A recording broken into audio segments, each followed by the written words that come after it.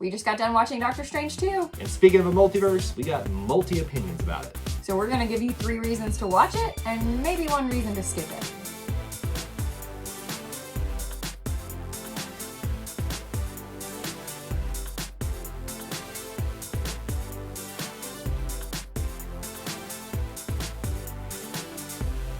Welcome back to Eye to Eye, the place where we talk about anything and everything Disney. My name's Kyle. And my name is Jessica, and before we get started today, if you haven't already, please consider subscribing to our channel and turning on that notification bell so you don't miss any of our content. Welcome back to another edition of Disney Through Our Eyes, where we cover a Disney topic. This week, we have the pleasure of doing a movie review for you, and it's going to be, as best we can, a spoiler-free review of Doctor Strange 2, The Multiverse of Madness. I don't even think it's called Doctor Strange 2. I think it's just Doctor Strange Multiverse of Madness. But see, I hate these long titles like this. Like, it's too much. Like, I also feel like you were channeling your inner Doctor Strange with your hand motions. It'd be like this. I got all these like superhero theme songs in my head now for reasons because of things that happen in this movie can't talk about. That we won't talk about. Because it's spoiler free, so if you haven't seen the movie, like we said before, it is spoiler free. And you can continue watching this. May I just, let me admit something here. This movie is going to be, even with us being adamant about not spoiling anything here, there are things that we might say that might lead you in a certain direction because there's so much that goes on in this movie that it could lead into spoiler territory, but that's what we're going to try to do.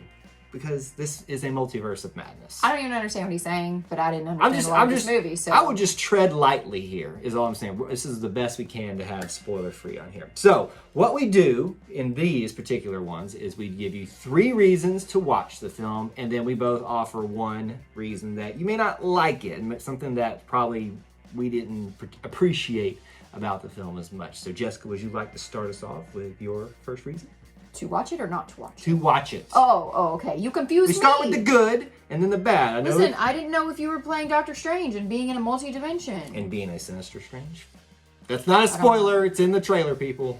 I don't even know what's happening anymore. So reason to watch the film. A reason to watch it is a crossover. Obviously, we saw in the trailers that Scarlet Witch or Wanda Yes. is in there. I don't know. I've never seen WandaVision. I only know her from the Avengers, so can we? She was in this movie. Let me put a pin in that for a second. I would highly recommend everybody go watch Doctor Strange first. You just need to watch the whole MCU basically. But if you're going to take, and if that's not your thing, like it's not mine, it's fine. Exactly. That's why 2 different sets of eyes here seeing this. Someone who's well versed and someone who's not. But. So some reading material or watching material for you is WandaVision, obviously, Doctor Strange. I would even recommend What If. And you probably would do well to watch as many MCU movies as you could because they all pretty much factor into this whole thing. So from my perspective, I have seen all of the MCU movies. Yes. And finally saw Doctor Strange the week before I saw this. And you actually kind of liked it. I did. But I do feel like I would have been more prepared if I had seen WandaVision. Yes. So yes. But for all of you who have and are more Marvel fans than I am, this is a great like crossover film of interspersing 2 realms and worlds as the MCU does.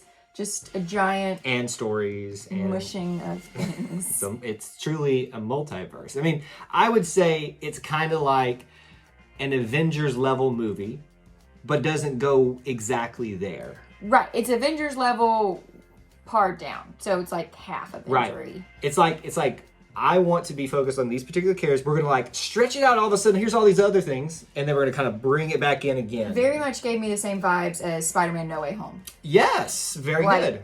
Same amount of characters that are in the fandom. Yeah. But then it's still focused on one primary person. Which, speaking of, it's a great point because they say that this is the final part of an arc that includes WandaVision, Spider-Man No Way Home, and now Doctor Strange, The Multiverse of Madness. Because those are really the 3 parts of this one story that all kind of culminate in this one. When the rest of everything culminates together. So basically, if you like crossovers, if you like... You're gonna love this. If you like interconnectivity of the MCU especially... It's just chock full of it, like too much stuff, honestly. Like you'll have to probably rewatch it again. My reason, and this is where I was trying to issue that warning, at the beginning about we're going to try our hardest to not say too Well, much. I'm gonna keep you calm here. The cameos, folks. I mean, just I'm gonna say this one cameo because it's obvious from the trailer, even though they don't show his face. So I'm sorry if this spoils it for you, but Professor X is in it. I mean, he's in the trailer. It's his voice. They show his hand on the little like chair thing. So that's the one thing I'm gonna do for you. So Professor X is in that. That is like only the beginning of my fanboying and what happened with some of the cameos that happened in this thing. And that was a lot of my confusion. Again, I'm just not a Marvel lover like some of y'all are. That's the unfortunate part of our duo. It's not unfortunate. It's great, actually. I mean, it does give you two different perspectives. I didn't know some of the cameo characters, so it was fun in the car ride home, like Kyle explaining who they were and why they were relevant to the film. So just know that they're important people that are in this movie. So think about it this way, and there's more cameos other than these specific like area that we're talking about in the film. Like it's a true, like we talked about in the first reason, a crossover event. There's just so much going on. There's characters that you're getting introduced the first time that are minor that, you know, maybe they'll play bigger roles later on down the road. I mean, we met America Chavez in this for the first time with her, you know, punching through realities thing. Right, but clearly she was a major character in this film, and I feel like if there are other, which we probably assume it is Marvel, that there will be other Doctor Strange movies. I mean, that's not giving anything away because the MCU is like, hey, let's take this one character and make 24 films about him. Yes, why not? I feel like America Chavez will have a film about her, or she will be seen in other MCU movies. Or a version of her. Yeah, I mean, it is MCU. That's so as much as I'm going going to to say. me. You know what I'm really waiting on, though? This has nothing to do with anything. But, you know, if we're going to have things like, I'm ready for Iron Man to come back. Like, yeah, he's... Wait a minute. Maybe dead. You're saying he didn't... Maybe he came back in this. Bro. I don't know. Anyway. So... But here, let me ask you this.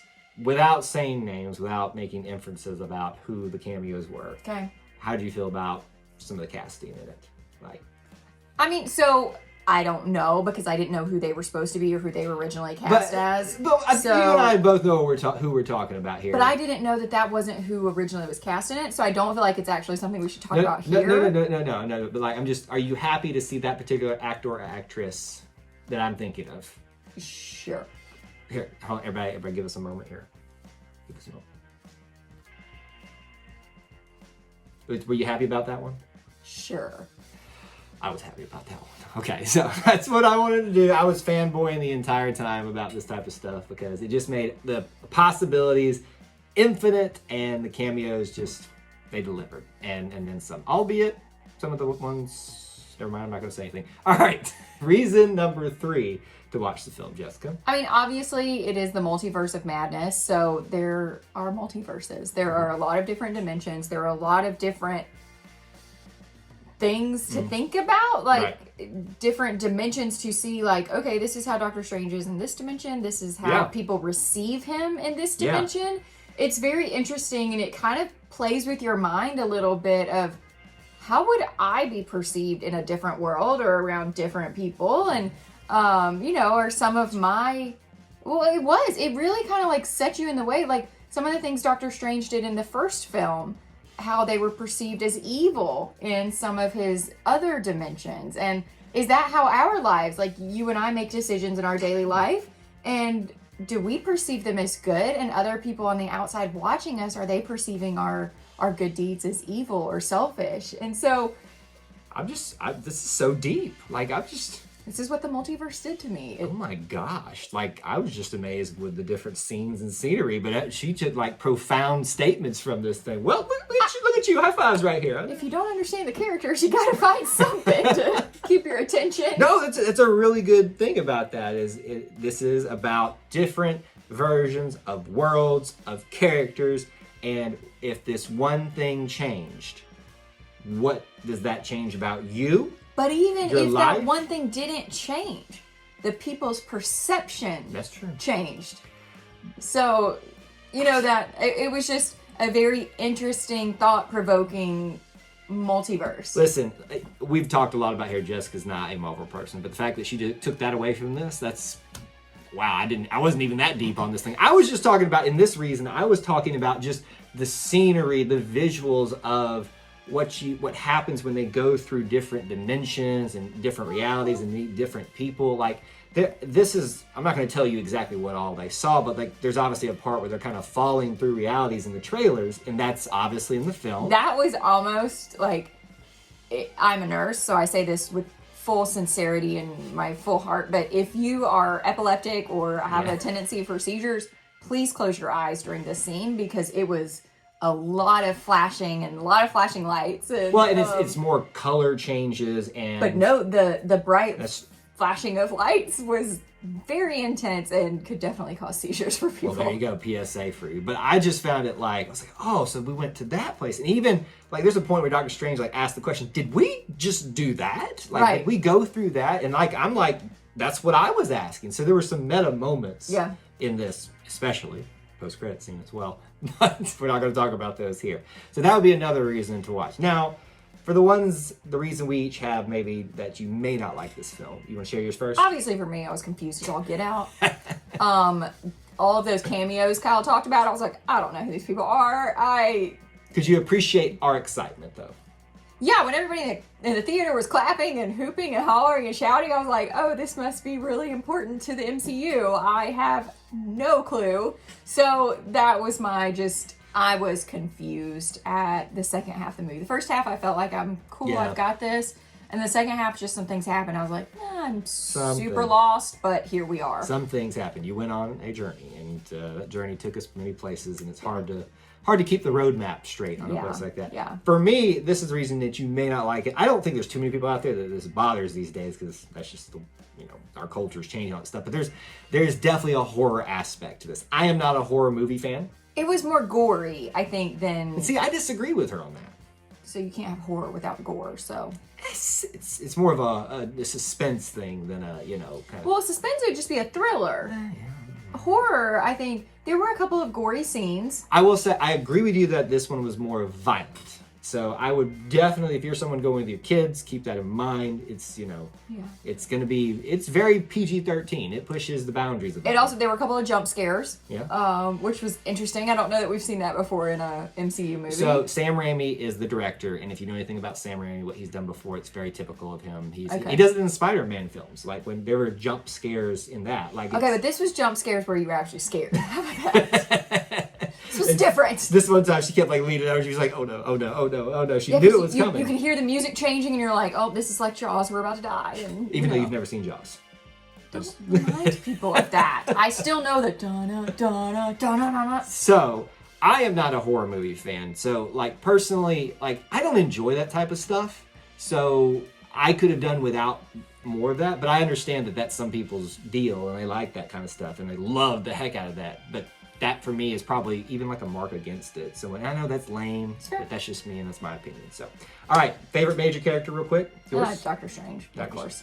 Just cause. Just he's the character. He's the main guy. Like you want to like the main guy, and nothing against anybody else. I finally saw his first movie and I really like him, and I like his story arc, and I like that he became this really big superhero because of a stupid act in the first movie. I'm allowed to say. I was about to say. In the first movie where he hurt his hands. Okay. Like, that is a very human thing. And then you become a superhero because you're trying to heal yourself. Like, what a doctor moment. And even though he's got all these powers, and this is, as much as this is like a film involving the multiverse and Wanda and all of that stuff going on there, this is still a Doctor Strange movie where he is dealing with his own personal demons and his own problems that even as this once was the Sorcerer Supreme, he is still got all these powers and he's still a flawed individual.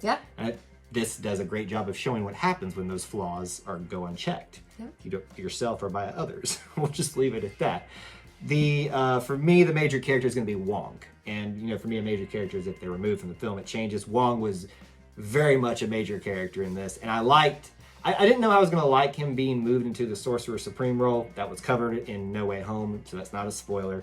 I liked how they utilized him, and I like how he portrays the Sorcerer. He hasn't lost his Wongness, if that makes sense. Like, he's stoic, but yet funny at the same time. And the fact that he just came out there, started kicking butt alongside, Doctor Strange. I was like, all right, Wong, I'm all about me. Like, that's my dude right there. I love him. Minor character for you.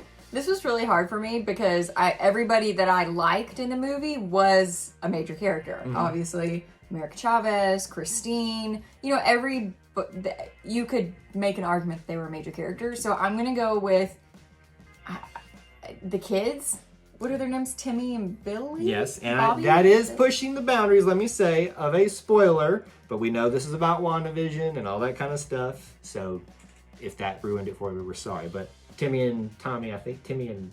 Billy? Billy and Tommy, that's it. Yes. Billy and Tommy. Yes. The boys, because that's what she kept calling them, the boys. The boys in the film. So that's your favorite minor character? Yeah, because there's not another option. Mine would be, in this one, I kind of feel like this is cheating too, but she kind of has a major character, but Christine Palmer. Rachel I just said that you can't pick her because she's a major character. Okay, well, I have to break my own rules. Yeah, I don't think Christine, because think about, there was a very important scene. Fine, that makes me very upset. I would have picked Christine too, but actually there were like 5 very Rachel McAdams was great in this movie. I liked her. She's a great actress, and I don't know then. I mean, I told you. I'm gonna say Mr. Minotaur dude that was in the the guy with the horns, the bull head. The green? No. He was green? He wasn't green. He was just a bull. He was like a minotaur in the Sanctum Sanctorum. Or Carmitage. Did he even have any words? No, not really. I think he yelled one time. So since I can't pick Christine Palmer, I'm gonna have to say the Minotaur. So there you go. So that is our thoughts on that real quick. Rewatchability scale 1 through 5. 5 being I will definitely go watch this immediately. 1, I will never watch this again. Probably a 3. Really? That is shocking. Yeah, I mean, I didn't hate it. Yeah. It's not my favorite Marvel movie, but it was okay. I am going to say a 4 because... I think a 4 is solid for somebody who likes this stuff. Because, again, I'm just not a big horror movie fan. And even though I know some of that stuff's coming in this second time, I just don't like being in it a lot. Does that make sense? Especially movie theaters where it is all about the elements of being in a movie theater and stuff like that. If someone wants me to go with them, I'm going to go. I'm going to enjoy the heck out of this thing again. I want to see those cameos again. But I will definitely watch it when it comes out on movie theater, or excuse me, Disney Plus. But other than that, I'm going to be I can wait and watch this at a later date. So that's our thoughts, opinions, reasons to watch, not to watch, favorite characters, minor characters, and rewatchability rating. We want to know from you now what you thought about the movie in the comments section below. Try to keep it spoiler free for the most part for those that haven't watched it there, because we've at least tried to do that here in this movie review. So I hope you can share your thoughts down there below. And what else should they do before they leave? If you haven't already, like I said before, please consider subscribing to our channel and turning on that notification bell so you don't miss any of our content. And that's all we have in this edition of Eye to Eye. Until we assemble again, May the Force be with you. and we'll see you real soon. Bye, guys.